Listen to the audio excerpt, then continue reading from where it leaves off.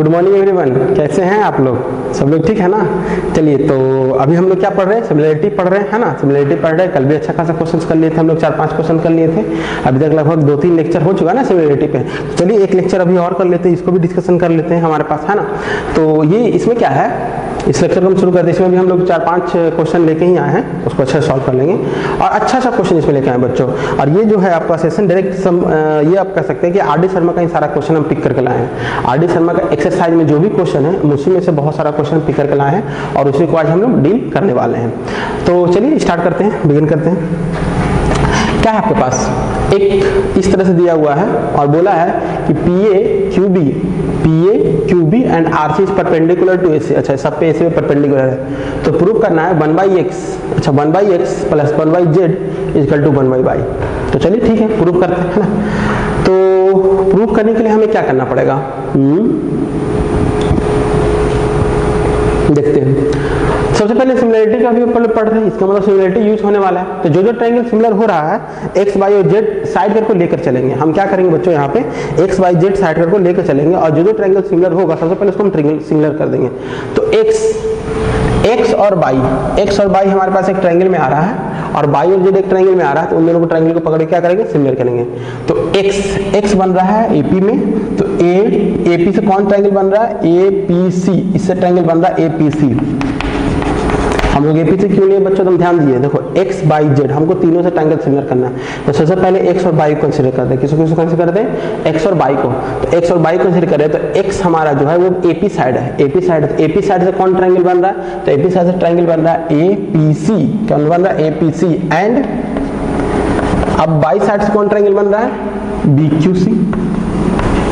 कौन सा ट्रायंगल बन रहा है, BQC। कोई दिक्कत नहीं। अच्छा, एक काम हम यहाँ पे करते हैं, अगर ये लाइन परपेंडिकुलर है, ये परपेंडिकुलर है, ये परपेंडिकुलर है, अगर ये परपेंडिकुलर आपस में दिया हुआ है, तीनों का तीनों साइड आपस में क्या, तीनों का तीनों साइड आपस में परपेंडिकुलर है, तो क्या ये तीनों लाइन आपस में पैरेलल नहीं हो जाएगा, तीनों लाइन आपस में पैरेलल हो जाएगा।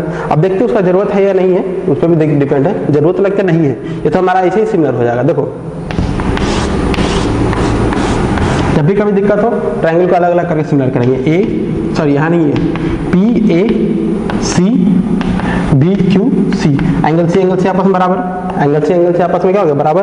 और angle A equal to angle B 90 degree, angle A equal to angle B 90 degree.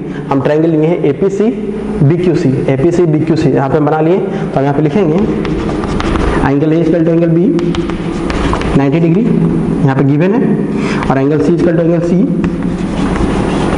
Common, है ना? Angle C equal to angle C हमारे पास क्या आ गया, कॉमन। अब जैसे कॉमन आया इसको हम, अब जैसे कॉमन आया तो ट्रायंगल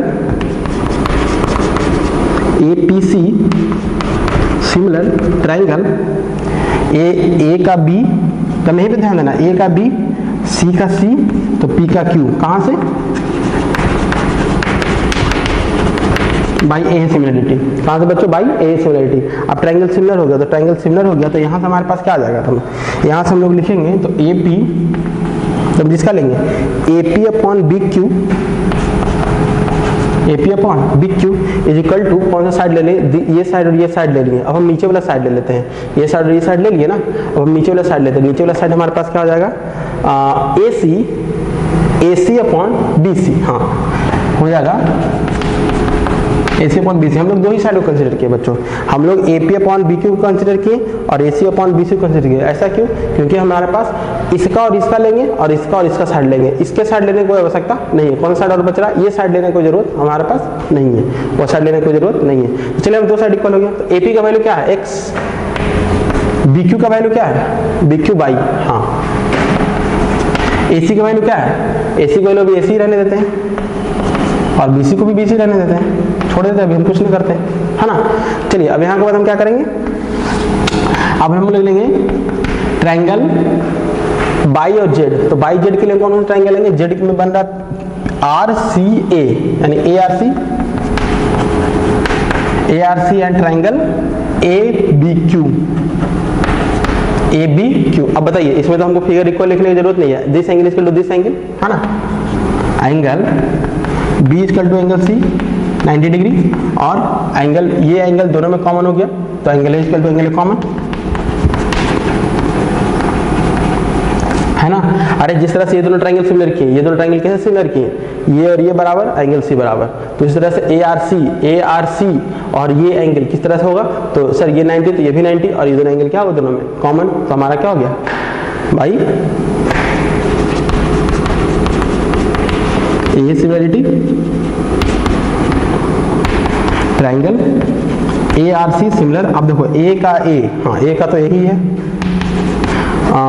सी का बी, सी का हो गया बी, तो यहाँ पे क्यू हो जाएगा, आर का क्यू, आर का क्यू। चलो उसको तो हमको जरूरत नहीं है। तो यहाँ से हम किसको किसको पिकअप करेंगे, यहाँ से पिकअप करेंगे बी क्यू और आर सी को पिकअप करेंगे। तो आर सी अपॉन ए सी को भी पिकअप कर लेते हैं, हाँ ए सी अपॉन ए बी है ना, A C upon A B और आर सी अपॉन क्यू बी,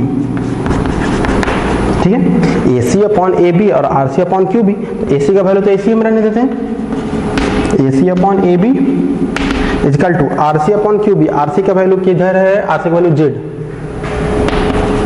और क्यू बी का वैल्यू बाई, ठीक है, कोई दिक्कत नहीं यहाँ तक। अब हमारे पास ये कंडीशन आ गया ए सी, देखो अब यहाँ पे क्या है ए सी upon b c, a C upon A b, यहाँ पे एक्स बाई बाई, यहाँ पे एक्स बाई जेड। अगर इसको हम डायरेक्ट ऐड करेंगे तब प्रॉब्लम हो जाएगा, डायरेक्ट ऐड करेंगे तो प्रॉब्लम हो जाएगा। हम एक काम करते हैं, इसको रेसिप्रोकल कर लेते हैं, इसको रेसिप्रोकल करके ऐड करते हैं, ठीक है। ये हमारे पास हो गया इक्वेशन 1 और ये हो गया 2, सॉरी इसी को 1 मान लेते हैं, इसको 2 मान लेते हैं, है ना। तो रेसिप्रोकल ऑफ, या फिर इसको हम क्या बोल रहे हैं, इन्वर्टेंडो भी बोल सकते हैं, सॉरी अल्टरनेटिव भी, इन्वर्टेंडो भी बोल सकते हैं, इन्वर्ट कर रहे हैं, है ना। तो रेसिप्रोकल ऑफ 1 तो क्या आ जाएगा आपके पास, बाई अपॉन, यहाँ पे लिख लेते हैं y upon x is equal to b C upon A c, ठीक है, बी सी अपॉन ए सी। और इसको भी रेसिप्रोकल कर लेते हैं, है ना, इसको भी रेसिप्रोकल करके ऐड कर लेते हैं। तो इसका रेसिप्रोकल क्या हो जाएगा, A B upon A C equal to by upon Z, ठीक है। अब दोनों को ऐड कर लेते हैं, तो ऐड करेंगे तो क्या होगा, B C upon A C plus A B upon A C equal to Y by X plus Y by Z. तो यहाँ से आपके पास जो आंसर आने वाला है वो आएगा a c b C plus A B और यहाँ से y common 1 plus x plus 1 plus z, हाँ आ तो गया, और ये दोनों कैंसिल आउट हो जाएगा, ये दोनों क्या हो जाएगा आपका कैंसिल आउट हो जाएगा, क्योंकि देखो ए बी प्लस ए सी क्या हो जाएगा, B C plus A B, B C plus A B तो ए सी ही हो जाएगा, यानी कि हमारा टोटल कैंसिल आउट, ये इधर आ गया 1/y equal to 1/x plus 1/z। Clear है सबको बच्चों?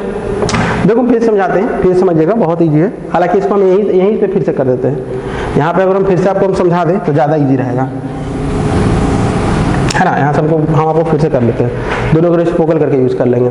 तो अभी हम क्या कर रहे थे, हम क्या कर रहे थे, हम ध्यान देखिएगा क्या क्या किए यहाँ पे। हमको चाहिए 1/x plus 1/z plus 1/y, यही चाहिए ना, हमें यही चाहिए। हम क्या किए, x और y से बने वो ट्रायंगल लिए, उसको सिमिलर कर दिए, सिमिलर करने के बाद हमारे पास ये आया। इसको हम यहीं पे एक काम क्या करेंगे, इसको रेसिप्रोकल कर देंगे, रेसिप्रोकल कर देंगे, क्या आ जाएगा हमारे पास, y upon x equal to b C upon A c, यहीं पे हम रेसिप्रोकल कर देंगे, कोई दिक्कत नहीं, y upon x equal to b C upon A c आ गया, ठीक है। अब हमारे पास क्या है, बाई और जेड को कंसीडर किए, तो बाई और जेड को कंसीडर किए तो ट्रायंगल ये बना, यानी कि ए आर सी और A B Q, A R C और ए बी क्यू। तो जिस तरह से इसको सिमिलर किए तो उस तरह सेम टू सेम ये भी सिमिलर हो जाएगा। कैसे, 90-90 बराबर है, एंगल क्या हो गया, कॉमन हो गया, ए सिमिलरिटी ट्रायंगल सिमिलर। जैसे ट्रायंगल सिमिलर हो गया तो हम यहाँ पे क्या लिखे, a C upon A b equal to r C upon r q. देखो a C upon A b r C upon Q b लिखिए। तो इसको हम क्या लिख सकते हैं, हम ध्यान रखो, इसको हम लिख सकते हैं ए सी का वैल्यू, इसको ए सी का ए सी रहने देते हैं,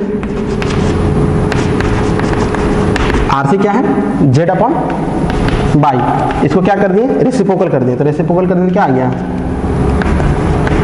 A B upon A C equal to by upon Z, है ना।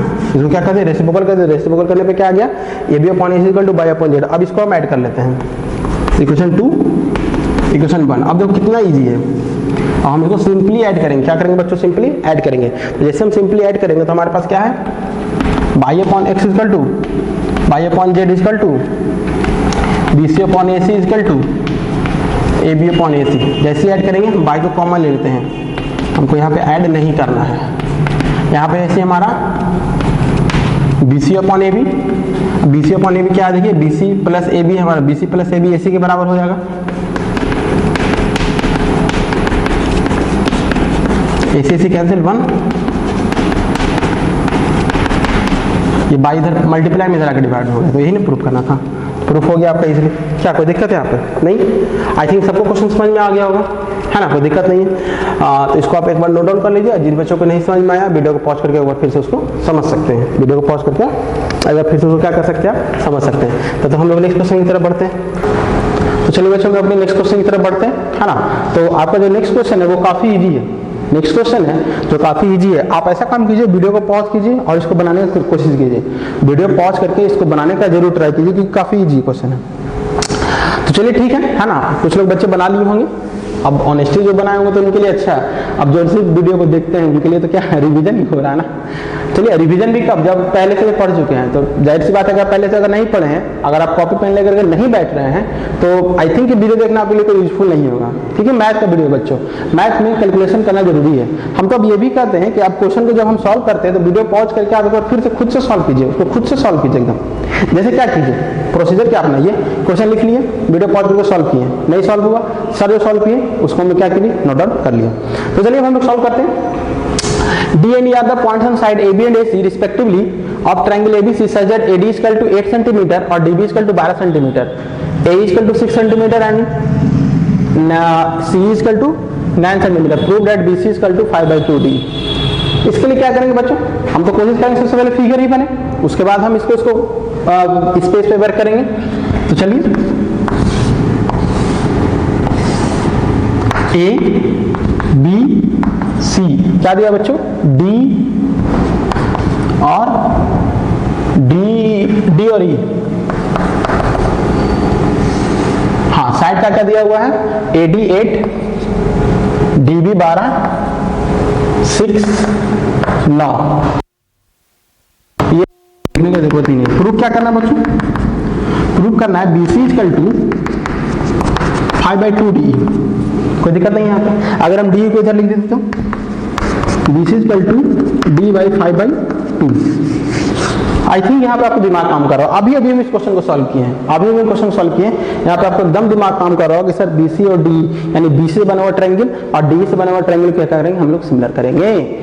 BC से बना हुआ ट्रायंगल और D से बना हुआ ट्रायंगल क्या करेंगे, सिमिलर करेंगे। तो BC से बना हुआ ट्रायंगल कहाँ है, BC से बना हुआ triangle triangle ABC, triangle ABC and triangle ADE। देखो ये BC से बना हुआ है, DE से बना हुआ है। अब इसको सिमिलर करेंगे, तो सिमिलर करने के लिए हमें बच्चों चाहिए कुछ प्रॉपर्टी। तो प्रॉपर्टी यहाँ पे नहीं दिया, लेकिन एक चीज ये दिया है, सबका साइड दे दिया है। सबका क्या दिया बच्चों, साइड दे दिया है। तो हम चेक करेंगे कि साइड से हमें क्या क्या मिल रहा है, क्योंकि हमारे पास दो ट्राइंगल को सिमिलर करना है। तो या तो डबल ए सिमिलरिटी, या तो SS, या तो ट्रिपल एस। हमारे पास तीनों चाहिए, तो हमारे पास साइड दे दिया है। अब हम साइड के अनुसार ही देखेंगे कैसे सिमिलर हो रहा है कि नहीं हो रहा। साइड के अनुसार ही देखेंगे कि सिमिलर हो रहा है कि नहीं हो रहा है, साइड उसका करस्पॉन्डिंग प्रोपोर्शनल में है या नहीं है। तो डबल ए वाला तो प्लान कैंसिल हो गया, डबल ए वाला प्लान कैंसिल हो गया, लेकिन ये वर्क कर सकता है या फिर ये वर्क कर सकता है। ये क्यों वर्क कर सकता है बच्चों, क्योंकि देखो दोनों में कॉमन एंगल ए कॉमन है, दोनों में क्या है, एंगल ए कॉमन है। तो दोनों में एंगल ए कॉमन है, इसका मतलब ये तभी वर्क कर सकता है जब इसको क्या मिले, इसको क्या मिले, अगर यहीं से देखें इसको क्या मिलना चाहिए, इसको मिल जाए AB अपॉन AD मिल जाए, और इसको प्रूफ तो करना, यानी ये दोनों टर्म तो प्रूफ ही करना, और AC अपॉन AE। बात को समझ में आ रहा है। हम लोग क्या सीख रहे हैं, how to think to solve the question. Geometry में यही सीखना, how to think to solve the question. करना था प्रोपोर्शन मिलाना था, यानी BC और D। हम दिमाग लगाएं डायरेक्ट, सर BC और D से बना हुआ ट्रायंगल ये दोनों है, तो BC और D से बना हुआ ट्रायंगल ये दोनों, इसको सिमिलर करना है, ये नहीं हो। अब सिमिलर करना है तो हमारे पास तीन तरीका है। ये होगा नहीं क्योंकि एंगल का बात किया नहीं है, ये हो सकता है या फिर ये हो सकता है। ये क्यों हो सकता है, क्योंकि एंगल ये दोनों में कॉमन है, या फिर ये हो सकता है। तो अगर ये हो सकता है तो इसके लिए हमारे पास कंडीशन क्या है कि अगर एंगल ये दोनों में कॉमन है, हम फिगर अलग अलग बना लो, ADE, ABC।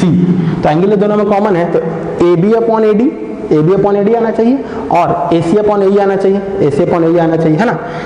This upon this और दिस अपॉन दिस आ जाओ, एंगल आपस में बराबर हो जाता तो हमारा क्या हो जाएगा, सिमिलर हो जाएगा ना, सिमिलर हो जाएगा। अब जैसे सिमिलर होगा तो हम इसका काम कर लेंगे।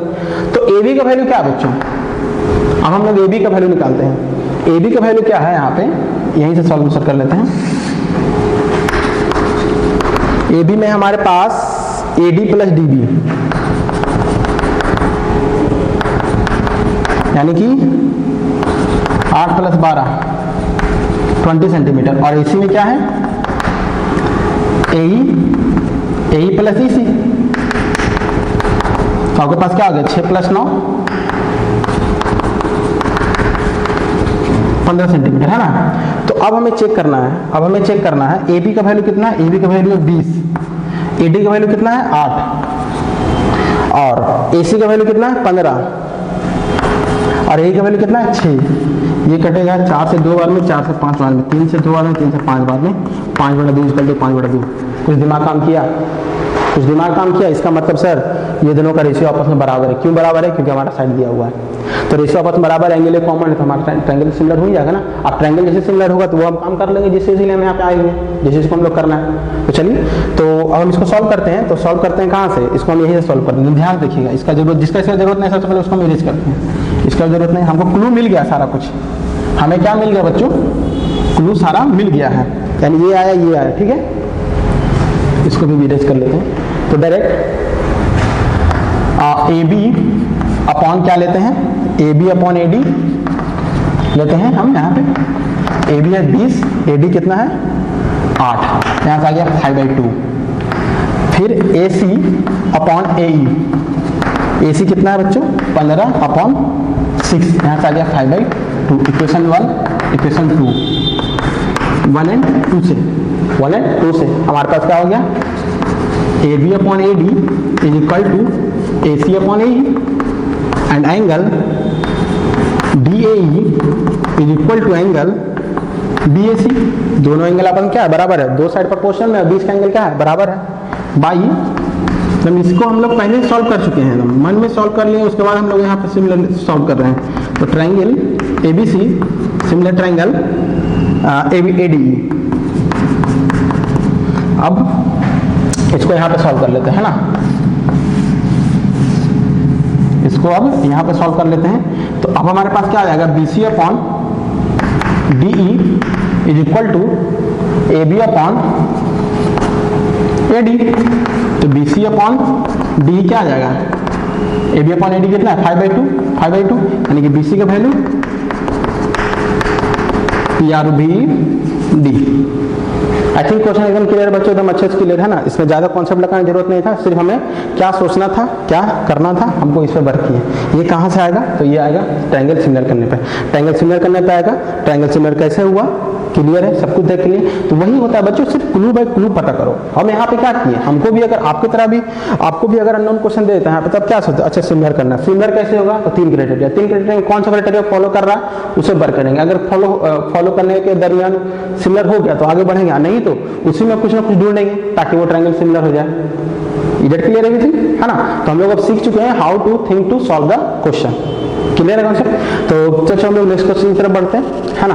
तो आपका जो नेक्स्ट क्वेश्चन है वो ये क्या कह रहा है, D is the midpoint of side BC, D is the midpoint of side BC of a triangle ABC, AD is bisected at the point E and BE produce cut AC at the point X, prove that BE ratio EX equal to 3:1, है ना। तो चलिए सबसे पहले figure बनाते हैं, है ना। सबसे पहले अगर हम फिगर बनाते हैं ABC, D is the midpoint of side BC, D इसका मिड पॉइंट है। AD is bisected at point E, अब AD का भी मिड पॉइंट है, कौन सा E, ठीक है। BE प्रोड्यूस कट AC को कट किया कहाँ पे, X पे। तो प्रूफ क्या करना है, proof BE into EX equal to 3:1, ठीक है। BE ratio EX equal to 3:1। चलिए तो अब हम इसको सॉल्व करने वाले हैं ना। तो हम इसको क्या करने वाले बच्चों, सॉल्व करने वाले हैं। इसको अगर हम यहाँ थोड़ा सा एक लाइन अगर हम देखें, आप लिख देते हैं D is mid point of CV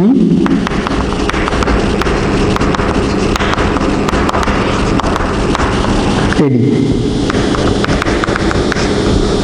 BE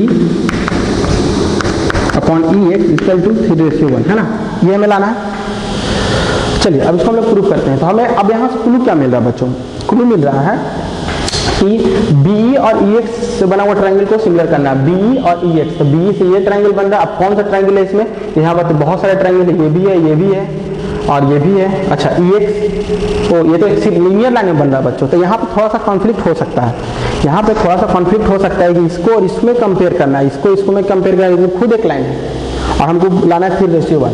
तो बच्चों यहाँ पे ध्यान दो थोड़ा सा, यहाँ पे क्या करना है, क्लास 9 में भी स्टेप का क्वेश्चन था, D भी आपका मिड पॉइंट है, E भी आपका मिड पॉइंट है, D भी आपका मिड पॉइंट है और E भी आपका मिड पॉइंट है, यदि आप इसके पैरेलल EX के पैरेलल आप एक लाइन ड्रॉ करते हो M, EX से पहले आप क्या लाइन ड्रॉ करते हो बच्चों, M DM, तो आपका क्वेश्चन बहुत इजीली हो जाएगा, बहुत इजीली सॉल्व हो जाएगा।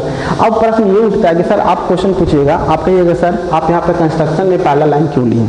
तो देखो बच्चों, ज्योमेट्रिकल क्वेश्चन में कुछ क्वेश्चन में आपको कंस्ट्रक्शन लेना है और कंस्ट्रक्शन आपको सोच समझ करके लेना है। जनरली हम लोग BE और EX को देखे, BE और EX को देखे तो इससे कोई मिनी ट्रायंगल फॉर्म नहीं हो रहा था। इसका मतलब यहाँ पे सिमिलर करे या नहीं करे, लेकिन कुछ और हमारा होना चाहिए। अब कुछ और होना चाहिए तो हमारे पास ध्यान आया कि E भी मिड पॉइंट है, D भी मिड पॉइंट है। यदि हम यहाँ पे पैरेलल इसके पैरेलल लाइन अगर हम ड्रॉ कर देते हैं तो बहुत सारा चीज हम क्लास 9 के थ्रू मतलब बना सकते हैं। क्लास 9 मतलब क्या, मिड पॉइंट थ्योरम। क्लास 9 मतलब क्या, मिड पॉइंट थ्योरम के थ्रू हम बहुत सारा चीज को सॉल्व कर सकते हैं। जैसे अगर ये मिड पॉइंट है और ये लाइन पैरेलल है तो M भी मिड पॉइंट हो जाएगा। अच्छा E अगर ये दोनों मिड पॉइंट है और ये मिड पॉइंट है तो X भी मिड पॉइंट हो जाएगा। तो M और X को मिड पॉइंट लेने की कोशिश में ही हम इसके आपके कंस्ट्रक्शन में लिए। तो कंस्ट्रक्शन यहाँ पे लिखिए,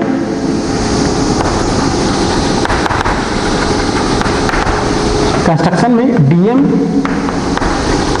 parallel to EX, DM parallel to EX। अब भी कुछ बच्चों को कहना है कि सर किसमें कौन सा कंस्ट्रक्शन ले, किसमें कौन सा कंस्ट्रक्शन नहीं ले।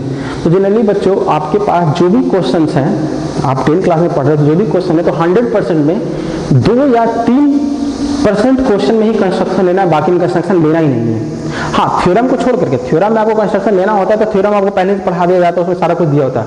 तो apart from theorem in every question construction लेने का चांसेस कितना, 2 या 3%। तो बहुत कम ही क्वेश्चन कंस्ट्रक्शन लेना, इसका मतलब आपको बिना कंस्ट्रक्शन क्वेश्चन आना है। अच्छा, उसमें भी कंस्ट्रक्शन लेना तो कुछ बच्चे अगर दिमाग लगा सकते हैं तो दिमाग लगाइए और क्या कंस्ट्रक्शन लेना वो लीजिए, नहीं तो आपको थोड़ा सा ध्यान रखना है तो थोड़ा सा ध्यान रख लीजिए कि अच्छा यहाँ पे ये कंस्ट्रक्शन होगा, क्योंकि जब एक बार सॉल्व कर लीजिएगा तो अगले बार में ध्यान लग जाएगा ना।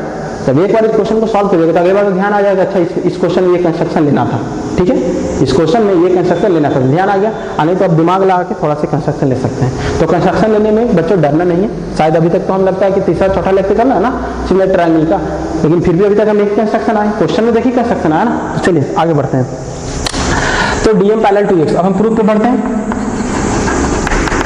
अब हम प्रूफ क्या करेंगे, हमें चाहिए BE-EX में रिलेशनशिप। तो हम क्या करेंगे, ध्यान दीजिए, हम क्या करेंगे, D मिड पॉइंट दिया हो तो इससे इसका रिलेशनशिप निकालेंगे, फिर इससे इसका रिलेशनशिप निकालेंगे। ध्यान सुनिए क्या कर रहे हैं, DM से हम पूरा BX का रिलेशनशिप निकालेंगे और फिर DM से हम EX का रिलेशनशिप निकालेंगे। जैसे कि हम क्या करेंगे, BX और DM का रिलेशनशिप निकाल लेंगे। कैसे निकलेगा, BX और DM का रिलेशनशिप निकाल लेंगे, कैसे निकलेगा, देखो ये दो लाइन पैरेलल है, ये दो लाइन पैरेलल है तो D मिड पॉइंट है तो M भी मिड पॉइंट हो जाएगा। तो अगर दो मिड पॉइंट को मिलाने वाला लाइन थर्ड सर्कल पहले हाफ होते जो भी है तो यहाँ से एक रिलेशन निकल जाएगा ना BX और DM के बीच में। फिर यहाँ पे E भी मिड पॉइंट है और ये दोनों लाइन भी पैरेलल है, तो हमारे पास क्या आ जाएगा, EX और DM में BX DX में हमारा कुछ ना कुछ आ जाएगा और BX के अंदर ही हमारा क्या है, BE है, तो वहां से हम लोग कंसिडर कर सकते हैं। तो चलिए हम क्वेश्चन की तरफ बढ़ते हैं, है ना, यानी क्लू पता चल गया हमें। क्या पता चल गया बच्चों, क्लू पता चल गया। तो कौन सा ट्रायंगल है बच्चों, पहले हम ट्रायंगल ले लेते हैं BCX को ही ले लेते हैं, triangle BCX। D is mid point, D is mid point of BC and DM parallel BX, ये हो गया आपका कंस्ट्रक्शन, है ना, ये आपका क्या होगा गिवन। तो D मिड पॉइंट है और ये लाइन पैरेलल है तो M भी मिड पॉइंट होगा by converse of mid point theorem. याद है converse of mid point theorem क्या है कि अगर किसी भी पॉइंट, किसी ट्रायंगल के किसी एक साइड के मिड पॉइंट से अगर पैरेलल लाइन ड्रॉ करते हैं तो मिड पॉइंट पर जाके ही मिलेगा। याद है, अगर कोई ट्रायंगल के मिड पॉइंट से पैरेलल लाइन ड्रॉ करते हैं तो वो मिड पॉइंट पर ही जाकर मिलेगा, यानी कि M हमारा क्या हो गया, मिड पॉइंट। M हमारा क्या होगा मिड पॉइंट। अब बताओ डी और ई मिड पॉइंट है, तो डी और ई जब मिड पॉइंट है तो according to mid point theorem कोई भी triangle the line segment joining the two midpoint of a triangle is parallel to the third side and half of it, ये इसका हाफ होगा ना, ये इसका क्या होगा हाफ होगा।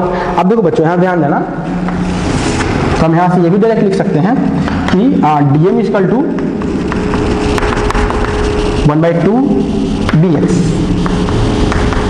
तो 2dm equal to sorry dm का भी dm ही रहना चाहिए, ऐसा रहता है, ठीक है ना।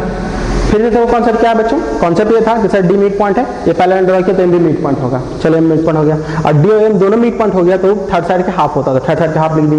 अगर आप इसको प्रूव करना चाहते हो तो एक तरीके से और प्रूव कर सकते हैं, जिनको मैंने प्रूव करने का DCM एंड ट्राइंगल BCX, क्या दोनों ट्राइंगल सिमिलर हो जाएगा, ट्राइंगल DCM और ट्राइंगल BX सिमिलर हो जाएगा। कैसे सिमिलर होगा, तो ये दोनों लाइन पैरेलल है, तो लाइन पैरेलल है तो सिमिलर हो जाएगा। अब सिमिलर हो जाएगा तो क्या, ये मिड पॉइंट है, जैसे सिमिलर होगा देखिए ध्यान से, जैसे सिमिलर होगा तो हम लिख सकते हैं CM upon CX DC upon BD और DM अपॉन BX। तो इसका तो नहीं पता, लेकिन हम ये तो जानते हैं ना ये दोनों आपस में इक्वल है क्योंकि मिड पॉइंट है, तो हम क्या लिख सकते हैं BC को CD अपॉन BC होगा ना यहाँ पे, हाँ, तो हम BC को क्या लिख सकते हैं 2BD लिख सकते हैं यहाँ पे हम 2BC इक्वल टू सीधी करेंगे 1/2, ये इधर आ गया, BX इक्वल टू DM, है ना। तो आप चाहे मिड पॉइंट थ्योरम से ये लिख सकते हैं कि सर दो लाइन को मिलाने वाला पॉइंट और दो लाइन को मिलाने वाली लाइन सेगमेंट थर्ड साइड के हाफ होती है, पैरेलल होती है, या फिर आप सिमिलरिटी के द्वारा प्रूफ करके भी लिख सकते हैं एज यू दिस। तो आई थिंक यही करने में ज्यादा बेटर है, सिमिलरिटी के द्वारा क्यों प्रूफ करें। तो चलिए आगे बढ़ते हैं हम लोग। तो अब आगे बढ़ने में क्या है, हमारे पास क्या पता चल गया, डीएम का वैल्यू पता चल गया। अब यहां से निकालते हैं ट्रायंगल ADM में ई मिड पॉइंट है दिया हुआ है, ई मिड पॉइंट ऑफ AD,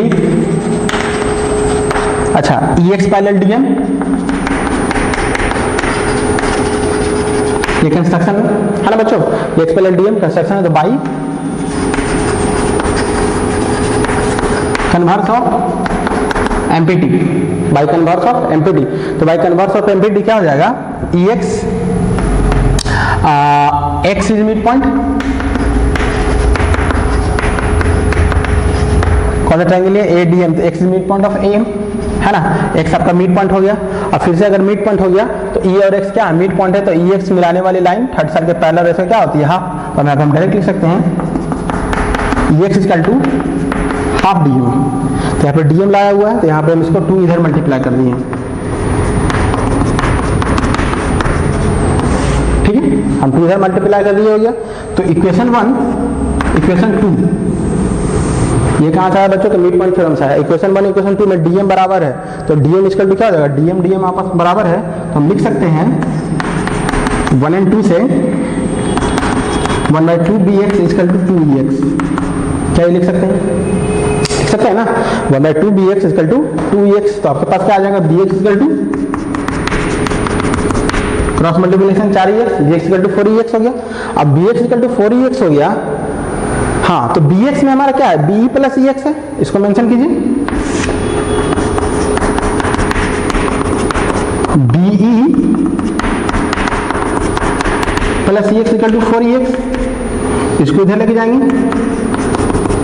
तो 4EX माइनस EX, तो BE इक्वल टू 3EX, इसको इधर ले लेते हैं, तो BE अपॉन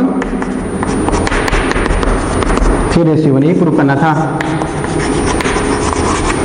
मिला लीजिए BE अपॉन EX 3:1, यही प्रूफ करना था ना। तो काफी इजी क्वेश्चन था बच्चों, सिर्फ यहाँ पे क्या करना था, कंस्ट्रक्शन लेना था। क्या करना था बच्चों, कंस्ट्रक्शन लेना था, कंस्ट्रक्शन लिए DM पैरेलल ली, अब DM पैरेलल DE को कंस्ट्रक्शन लिए तो DM का रिलेशनशिप BX के टर्म में निकाल दिए, क्यों, क्योंकि मिड पॉइंट वाला कॉन्सेप्ट लगेगा, लगा दिए, है ना। फिर और EX का वैल्यू DM का टर्म निकाल दिए, यहाँ पे भी मिड पॉइंट का कॉन्सेप्ट लगेगा, लगा दिए, फिर दोनों को हम बराबर कर दिए DM, आपके पास आंसर जो रिक्वायर्ड था वो आंसर आ गया। आई थिंक ये क्वेश्चन क्लियर आपको है ना। जो बच्चे सिमिलरिटी से बनाना चाहते हैं सिमिलरिटी से बना सकते हैं, क्योंकि सिमिलर कीजिएगा तो भी यहाँ पे यही रिजल्ट आएगा और यहाँ पे आपका यही रिजल्ट आएगा, तो सिमिलर करके भी बना सकते हैं, है ना। चलिए हम लोग नेक्स्ट क्वेश्चन की तरफ